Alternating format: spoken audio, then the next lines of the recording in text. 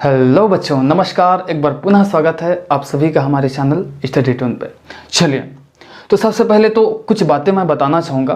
देखिए, हमारे चैनल पर प्री डीएलएड के लिए मानसिक योग्यता की तैयारी करवाई जा रही है। ठीक है, प्रीवियस 11 वीडियो बन चुके हैं, जिसको आप चैनल के प्लेलिस्ट में जाकर आप खोज सकते हैं, ढूंढ सकते हैं। ठीक है, या फिर हर वीडियोस के जो डिस्क्रिप्शन बॉक्स होते हैं आप चेकआउट किया कीजिए, क्योंकि डिस्क्रिप्शन बॉक्स में मैं लिंक हमेशा सभी वीडियोस के डाल दिया करता हूं। ठीक है, इस वीडियो के भी डिस्क्रिप्शन बॉक्स में आप चेक कीजिएगा, सारे वीडियोस का लिंक मिल जाएगा।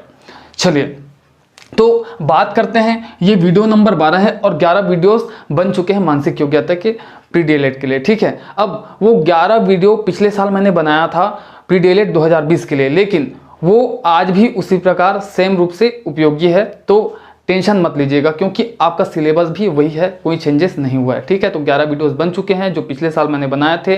2020 में एग्ज़ाम नहीं हुआ था कोरोना की वजह से, इस कारण से मैं वीडियो बनाना बंद कर दिया था, लेकिन अब फिर से स्टार्ट कर रहा हूँ। 29 अगस्त को इस साल 2021 में आपका पेपर है। ठीक है, प्री डीएलएड का, तो तैयारी अच्छे से कीजिएगा, है ना। बिल्कुल मुफ्त, बिल्कुल फ्री आपको जो है क्लासेस यहाँ पे मिल रहा है। ठीक है, चलिए, आज का टॉपिक बेटा हमारा होगा व्यवस्थित क्रम परीक्षण। एक चीज और बोलूंगा कि जब भी आप वीडियोस देखते हैं तो अच्छा नेटवर्क मिले, वहां पे बैठ के देखा कीजिए, थोड़ा क्लियरिटी आएगा अगर ऑटो में है आपका यूट्यूब। ठीक है, और नहीं तो आप सेट कर सकते हैं 300 मिनिमम जो है 360p में देखा कीजिए, वीडियो अच्छा क्लियर नजर आएगा। और उससे भी अच्छा क्लियर आपको देखना है तो भाई 480p में कर लीजिए, और हमेशा फुल स्क्रीन में देखा कीजिए वीडियो, ताकि एक एक चीज आपको स्पष्ट तरीके से नजर आएगा। ठीक है, और एक चीज और मैं बोलूंगा कि जब भी आप कोई टॉपिक पढ़ते हो तो सबसे पहले उस टॉपिक के बारे में जान लीजिए, वो है क्या चीज़, उसमें करना क्या है। ठीक है, कॉन्सेप्ट पूरे तरीके से अच्छे तरीके से समझ लिया कीजिए, उसके बाद आगे बढ़ा कीजिए, क्योंकि कोई ज़्यादा खतरा चीज़ या फिर ज़्यादा कठिन चीज़ है नहीं यार। मानसिक योग्यता बड़ा मज़ेदार चीज़ है। ठीक है, जैसे आप तीरी पासा खेलते हो ना, उतना ही सरल मानसिक योग्यता के क्वेश्चन हल करने हैं। ठीक है, चलिए, आज का टॉपिक बेटा हमारा व्यवस्थित क्रम परीक्षण ऑर्डर सीक्वेंस टेस्ट है। ठीक है, ये वीडियो नंबर 12 है। छत्तीसगढ़ प्री डीएलएड 2021 का ये कोर्सेज जो है चल रहा है। सबसे पहले बात करते हैं व्यवस्थित क्रम परीक्षण है क्या चीज, है ना। उसी को समझेंगे तभी तो आगे दौड़ेंगे। चलिए, यहां पर मैंने लिख दिया है किसी की स्थिति किसी अन्य के सापेक्ष ज्ञात करना। तो ये किसी कौन है, ये कोई व्यक्ति भी हो सकता है, वस्तु भी हो सकता है, स्थान भी हो सकता है। ठीक है, तो उसको मारते हैं गोली, क्या चीज है। बस इतना याद रखिए कि किसी भी चीज की स्थिति ज्ञात करना होता है किसी के सापेक्ष। अब इसको कैसे समझना है, एक छोटा सा एक सिंपल सा उदाहरण रखता हूं। मैंने बोल दिया भैया टमाटर बैंगन के बाईं ओर है। अब देखो, दायां और बायां ओर में आप कंफ्यूज नहीं होइएगा, ऐसे खड़े हो जाइए भैया, हाथ उठा लीजिए। ये कौन सा हाथ है, ये आपका है, कौन सा हाथ है भाई। कई लोगों को कंफ्यूजन की स्थिति भी रहती है, उनको पता नहीं होता कि कौन सा हाथ दायां है, कौन सा हाथ बायां है। ठीक है, ये जो है आपका दायां हाथ है। ठीक है, और ये बायां हाथ है। चलिए, देख लिए ना। चलिए चलते हैं। तो कंफ्यूजन की स्थिति उत्पन्न यहां पर दाएं बाएं में नहीं होना चाहिए। मैंने बोल दिया बैंगन टमाटर के बाएं साइड है। ठीक है, तो ये पहले तो टमाटर को लिख देते हैं, टमाटर। ठीक है, ये टमाटर हो गया। मैंने बोला बैंगन टमाटर के बाएं साइड स्थित है, तो टमाटर के बायां ये हो गया बायां हमारा। तो इस साइड जो है कौन स्थित होगा भैया, बैंगन। बैंगन टमाटर के बाएं साइड स्थित है, मैंने बोला था, मैंने लिख दिया। अब मैं बोलूंगा पपीता टमाटर के दाएं साइड स्थित है, तो भाई टमाटर के दाएं साइड क्या है, मैंने पपीता बोल दिया तो पपीता लिख दीजिए। ठीक है, हुआ। चलिए, अब मैंने पूछा भैया कि बैंगन के दाएं साइड कौन स्थित है, तो ये हुआ बैंगन। अब दायां ये, तो दाएं साइड कौन स्थित है भाई, तो टमाटर स्थित है। तो आपका आंसर क्या हो जाएगा, टमाटर हो जाएगा, है ना। तो यही बड़ा सिंपल सा तो एकदम टॉपिक है जी। आपको क्रम पहचानना है, क्रम पहले व्यवस्थित करना है और बता देना है कि कौन से क्रम में कौन स्थित है। यही तो सिंपल सा टॉपिक है। चलिए, यहां पर मैंने एक प्रश्न लिखा है। मेरे ख्याल से अधिकतर बच्चे 95% बच्चे जो है वो अरिहंत के बुक से पढ़ाई करते हैं, अरिहंत का बुक जो है प्रिफर करते हैं। तो अरिहंत से ही एक क्वेश्चन लिया है मैंने। ठीक है, आपकी बुक में होगा, आप यहां पर देख सकते हैं। चलिए, इस प्रश्न को हल करने का प्रयास करते हैं। बड़ा ही सिंपल सा प्रश्न है। देखिए कोई सा भी प्रश्न होता है इतना लंबा चौड़ा है करके घबराना नहीं है आपको, है ना। आपको प्रश्न को पढ़ते जाना है और प्रश्न को पढ़कर उसके हिसाब से दौड़ते जाना है, आपको आंसर मिल जाएगा, आंसर आपके हाथ में होगा, ठीक है। घबराना बिल्कुल भी नहीं है। चलिए, बोला जा रहा है प्रश्न में 5 लड़के हैं, ए बी सी डी और ई, 5 लड़के हैं, ठीक है। एक पंक्ति में बैठे हुए हैं, पंक्ति में बैठे हुए हैं मतलब ये, ठीक है, लाइन में बैठे हुए हैं। जैसे कि आप खाने के लिए जाते हो ना, किसी शादी बर विवाह में जाते हो नहीं जी, पंगत में बैठते हो लाइन में एकदम, ठीक है, इसने कहा था। चलिए, तो हम भी बैठा देते हैं इन लोगों को लाइन में। बोला जा रहा है ए डी की बाईं ओर और बी की दाईं ओर है, ठीक है। ए जो है डी की बाईं ओर, सबसे पहले तो डी को लिख देते हैं, ए किसकी बाईं ओर, डी की। तो ये आपका बायां हाथ ये है भैया, तो इधर हो जाएगा ए, ठीक है। और बोला जा रहा है बी की दाईं ओर स्थित है ना। ए जो है डी की बाईं ओर और बी की दाईं ओर, तो बी को इधर रख देते हैं। अब हो गया ना, ए जो है डी के बाईं ओर और बी के दाईं ओर, हो गया। जैसा प्रश्न ने बोला हमने वैसा ही कर दिया। चलिए और आगे बढ़ते हैं। ई बी की बाईं ओर परंतु सी के दाईं ओर है। देखिए ई बी के बाईं ओर है, तो इसको पहले कर लेते हैं। तो देखो ये बी है तो बायां हाथ ये इधर है, मतलब इधर रख देते हैं ये को, ई बी की बाईं ओर, लेकिन सी के क्या है, सी के दाईं ओर, तो सी के दाईं ओर हो गया, ठीक है। बी के बाईं ओर और सी के दाईं ओर। दोनों छोरों पर कौन कौन बैठे हुए हैं। अब छोर मतलब अंतिम अंतिम कहा थे, लास्ट में, है ना। तो ए दे और ए दे कौन कौन है, सी और डी। तो हमारा सी और डी कहां पे स्थित है, ये ऑप्शन नंबर डी पर। तो भैया सी और डी हमारा आंसर हो जाएगा। देखो कितना आसान है, कितना सरल है ना। फ्री फायर खेलते नहीं, कई छन लड़का मन खेलत घलो हुई, ओकर से भी ज्यादा आसान है। मैं कबू कबू खेलता हूँ फ्री फायर, ठीक है, लेकिन बंद कर दे जी, 1 साल हो गए नहीं खेला। का करबे, लॉकडाउन हुई जब से ना, तो पढ़ाना सब बंद। का करबे, घर में बैठे बैठे बोल लगे, तो फ्री फायर भाई खेला। चलिए अगला प्रश्न है, मनीष का क्रम जो है कक्षा में ऊपर से 21वां है और नीचे से 30वां है। कक्षा में कुल कितने छात्र हैं आपको बताना है, ठीक है बच्चों। फिर से बोल देता हूं, मनीष का क्रम कक्षा में ऊपर से 21वां है और नीचे से 30वां है। कक्षा में कुल कितने छात्र हैं। तो कई बच्चे मोस्ट टैलेंटेड होते हैं एकदम ज्यादा, ठीक है, एकदम अश्वत्थामा की तरह बोल देंगे भैया ऊपर से 21वां है और नीचे से 30वां, तो 30 और 21 51, ठीक है, ऐसी कर दे। 30 और भाई यहाँ पर 30 है, यहाँ पे 21 है, टोटल हो गया 51 बच्चे। तो कुल आपके कक्षा में कितने बच्चे हैं, 51। ऐसे टिक लगा के आ जाएंगे, लेकिन ऐसा बिल्कुल भी नहीं करना है, ठीक है। तो एक सीक्वेंस क्रम जो है यहाँ पर मैं बैठा देता हूँ आपके सहूलियत के लिए।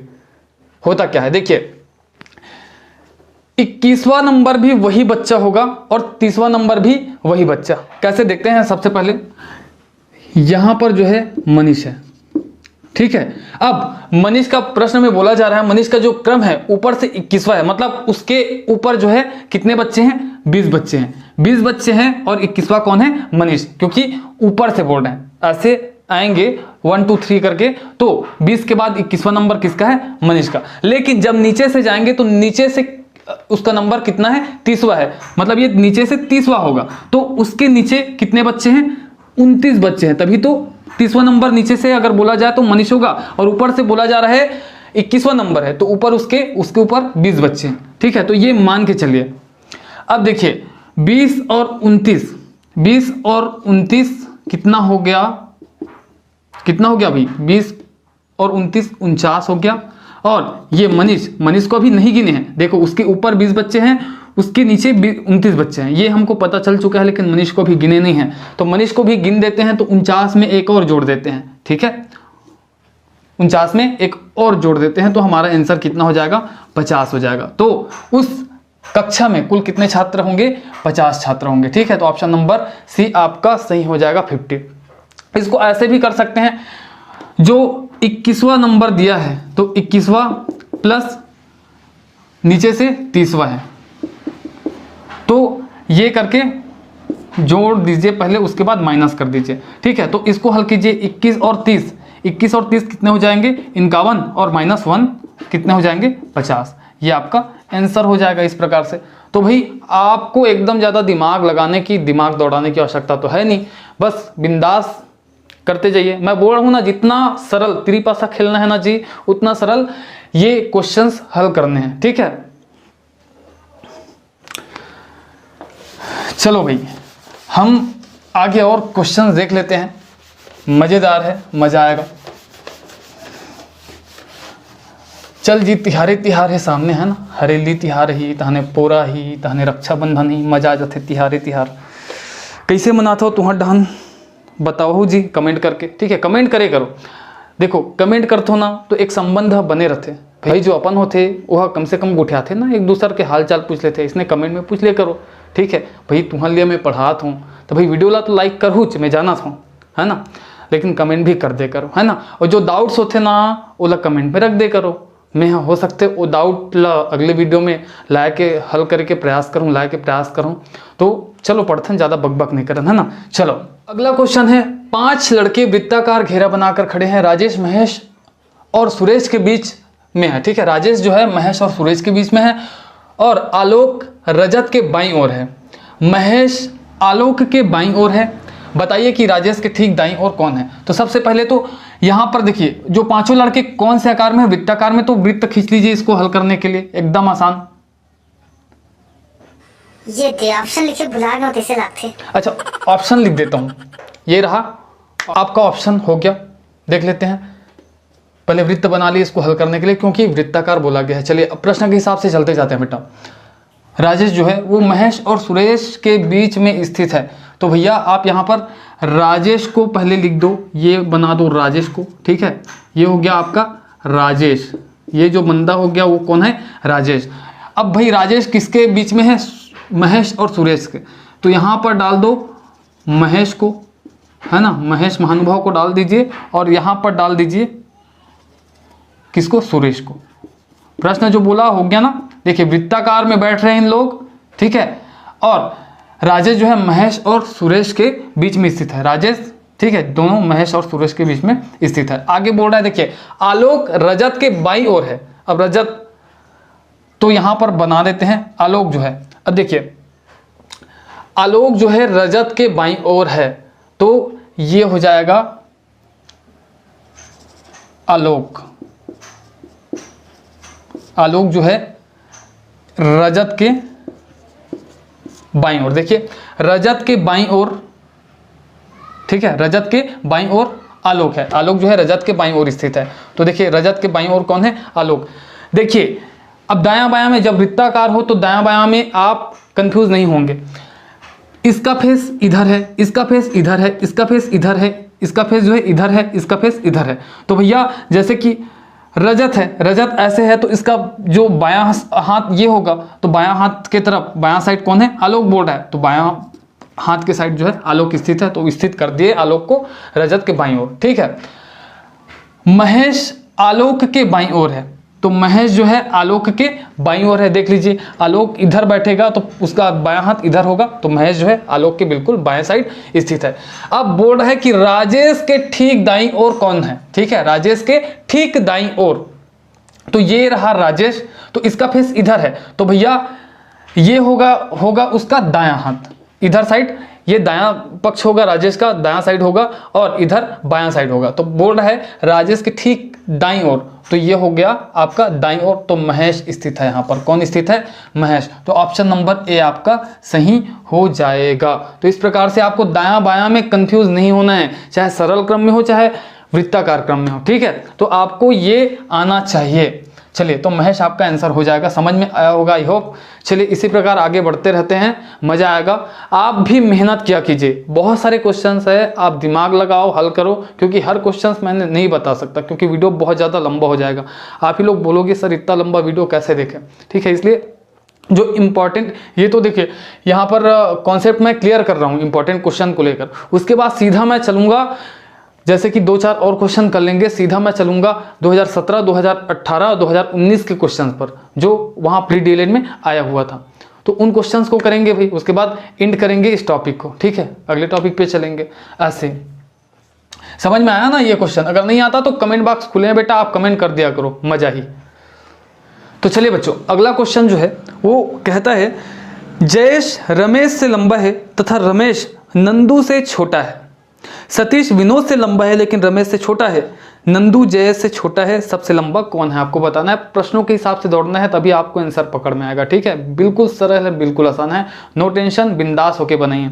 चलिए स्क्रीन पर दिख रहा होगा क्वेश्चन, क्योंकि मैं व्हाइट बोर्ड पर नहीं लिखा हूं। तो चलिए हल करते हैं प्रश्नों को और प्राप्त करते हैं उत्तर। जयेश रमेश से लंबा है तथा रमेश नंदू से छोटा है। तो जयेश जो है, जयेश रमेश से लंबा है, तो जयेश जो है वो रमेश से लंबा है, रमेश से लंबा है, हो गया। तथा रमेश जो है नंदू से छोटा है, तो ये छोटा है नंदू से, नंदू से छोटा है। देखो जयेश जो है रमेश से बड़ा है, लेकिन रमेश जो है वो नंदू से छोटा है। जो प्रश्न बोल रहा है वैसे हम कर लेते हैं। चलिए आगे बोला जा रहा है सतीश विनोद से लंबा है लेकिन रमेश से छोटा है। देखिए तो यहाँ पर सतीश जो है रमेश से छोटा है, तो ये देखिए ये सतीश जो है, सतीश जो है वो सतीश जो है रमेश से छोटा है, लेकिन विनोद से ये लंबा है, तो विनोद से लंबा है।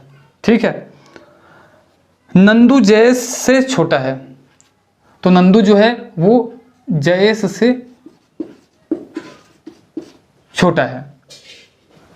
देखिए अब रमेश से ये छोटा है तो इसको मार देते हैं गोली, जो छोटा है वो उसको मार देते हैं गोली। ठीक है, अब देखो रमेश जो है नंदू से छोटा है तो इसको भी मार देते हैं गोली, क्योंकि बड़े की तलाश करना है आपको, क्वेश्चन में दिख रहा है। ठीक है, अब देखिए विनोद जो है सतीश से छोटे था और ये तो रमेश से भी छोटा था, तो इसको भी काट देते हैं। ठीक है, अब यहां पर देखिए दो जने बचा है, नंदू जयेश, इधर भी जयेश है, यहां से हम आकलन कर लेते हैं आंसर का। तो नंदू छोटा है, देखिए नंदू छोटा है जयेश से। ठीक है, तो ये जयेश जो है सबसे लंबा है। ओके, तो नंदू छोटा है तो इसको भी काट देते हैं, अंत में कौन बचा? जयेश। ठीक है, ये भी एक ही व्यक्ति है, पर्सन जयेश, तो जयेश जो है आपका आंसर हो जाएगा। ठीक है, इस प्रकार से ये आपका क्वेश्चन का आंसर। चलिए बच्चों अगला क्वेश्चन बोर्ड है, 5 फ्लैट है ए बी सी डी और ई। ठीक है, अब वो स्थित इस प्रकार से हैं कि ए के ऊपर ई, बी के नीचे सी, ए के नीचे बी और सी के ऊपर डी स्थित है। तो सबसे नीचे कौन सा फ्लैट है? तो प्रश्न के हिसाब से चलिए दौड़ते हैं। तो ए के ऊपर है आपका, ए के ऊपर बोर्ड है ई है, ए के ऊपर ई नंबर का फ्लैट है, बी के नीचे सी है, तो यहां पे दे देते हैं बी के नीचे सी फ्लैट है। ठीक है, बी के नीचे सी हो गया, ए के नीचे बी है, तो ए के नीचे बी है ही। ठीक है,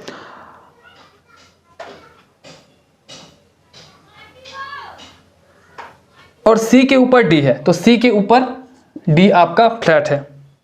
तो सबसे नीचे कौन सा फ्लैट है? तो सबसे नीचे देखिए, सबसे ऊपर तो ई है, ठीक है, उसके बाद ए है, उसके बाद बी है, उसके बाद डी है, उसके बाद सी नंबर का फ्लैट है, तो सबसे नीचे में सी नंबर का फ्लैट होगा। तो ऑप्शन नंबर आपका सी जो है वो सही हो जाएगा, सी। ऑप्शन नंबर सी में ही सी स्थित है, आप देख सकते हैं क्वेश्चन में, स्क्रीन पर है आपका। ठीक है, तो ऑप्शन नंबर सी का सी सही हो जाएगा।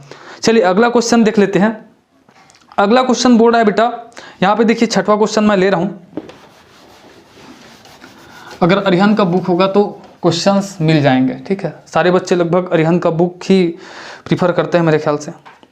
चलिए, एक पंक्ति में राहुल का क्रमांक दोनों ओर से 8 है। ठीक है, एक पंक्ति में राहुल का क्रमांक दोनों ओर से 8 है, तो पंक्ति में कुल कितने व्यक्ति हैं? तो भैया राहुल जो है 8वां नंबर का बंदा है, राहुल जो है वो 8वां बंदा है।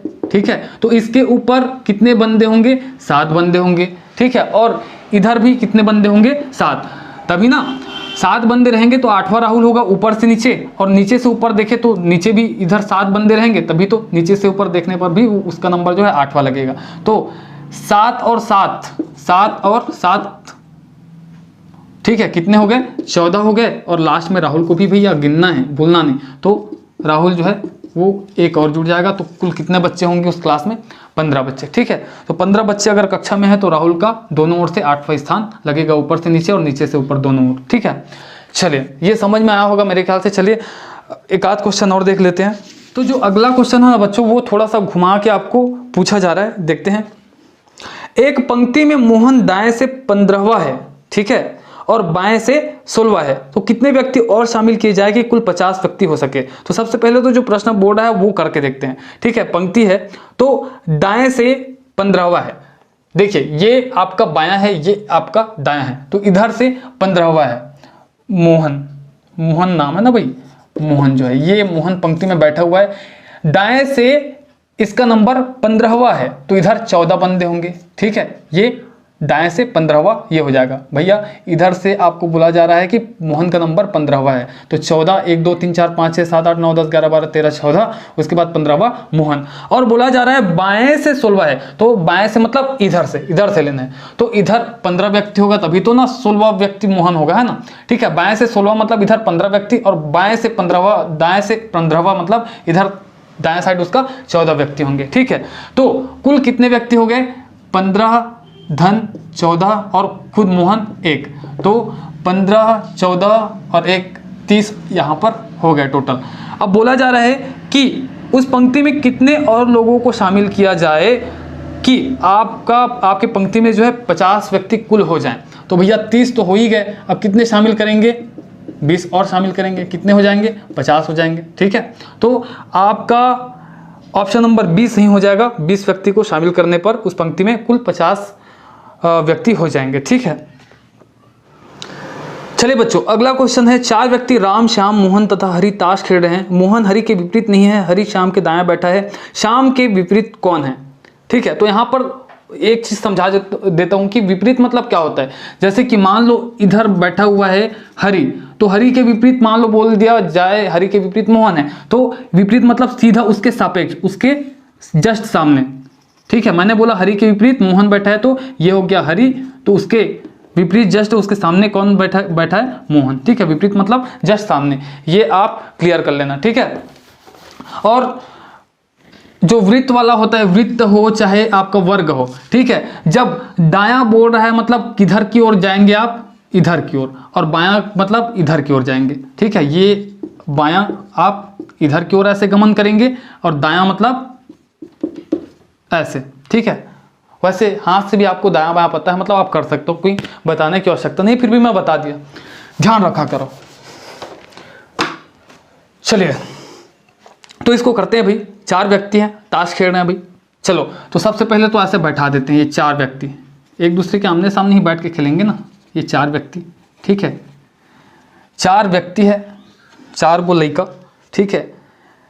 अब देखो बोल रहा है कि मोहन हरि के विपरीत नहीं है, तो सबसे पहले मोहन को मान लेते हैं। मोहन हरि के विपरीत नहीं है, मतलब सॉरी, मोहन जो है हरि के विपरीत नहीं, तो हरि को सबसे पहले मानना पड़ेगा।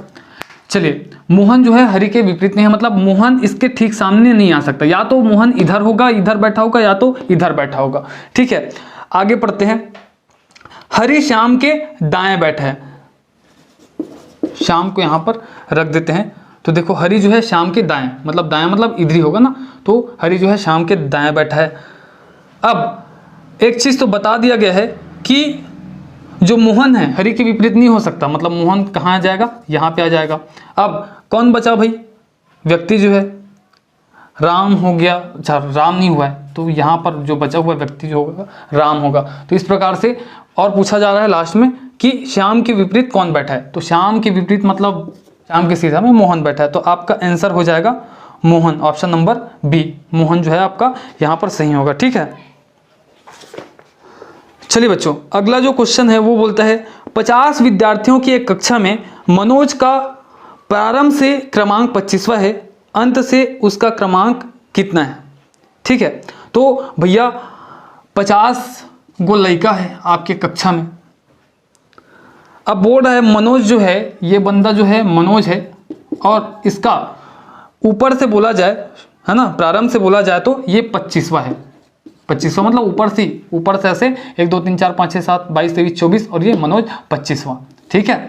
तो इसके ऊपर कितने बंदे हैं, 24 गो लड़का है, ठीक है। अब क्या बोला जा रहा है, अंत से उसका क्रमांक कितना है। तो भैया देखो ये 24 हो गया, ये 25वां हो गया, ठीक है। तो 25 गो लड़का हो गया, तो इसके नीचे और कितने बंदे होंगे, 25 बंदे। कितने बंदे होंगे, 25 बंदे। तो 25 ऊपर से अगर नीचे से ऊपर जाओगे तो ये 25 हो गया, 1 2 3 4 5 6 7 8 9 10 11 12 13 14 15 16 25, और ये कौन सा 26वां नंबर पे आ जाएगा। देखो ऊपर से नीचे 25वां है, बट नीचे से ऊपर उसका कौन सा नंबर होगा, 26वां नंबर, क्योंकि उसके नीचे 25 बंदे उपस्थित होंगे। ठीक है, तो ये 26वां आपका आंसर कहाँ है, ऑप्शन नंबर सी में है 26वां। तो ऑप्शन नंबर सी जो है 26वां वो सही हो जाएगा। ठीक है बच्चों, तो ये कुछ क्वेश्चन थे।